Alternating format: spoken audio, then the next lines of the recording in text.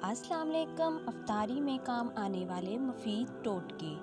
रमज़ान मुबारक में अक्सर दोपहर या शाम के वक्त सर में दर्द की शिकायत हो जाती है।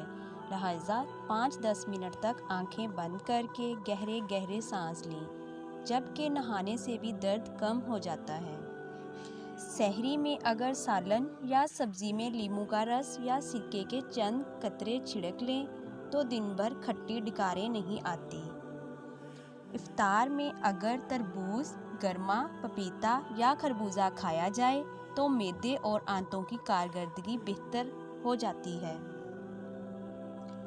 इफ्तार में घर का बना हुआ ताज़ा फलों का जूस इस्तेमाल करें, कमज़ोरी का एहसास नहीं होगा।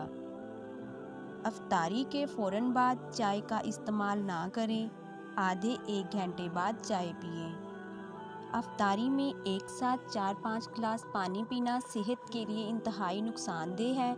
हमेशा थोड़ा थोड़ा करके पानी पीना चाहिए। इफ्तारी में ऐसे फल इस्तेमाल करें जिसमें पानी की वाफर मिकदार मौजूद हो।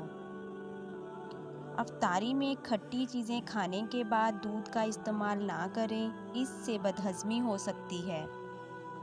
आजकल इस महंगाई के दौर में इफ्तारी के लिए जब भी कोई चीज़ मसलन रोल, समोसे, पकोड़े तलने लगें, सबसे पहले कढ़ाई में तेल डालें और आधा चम्मच लीमू का रस डाल दें। फिर इफ्तारी का सामान तलें, इससे तेल कम जज़ब होगा।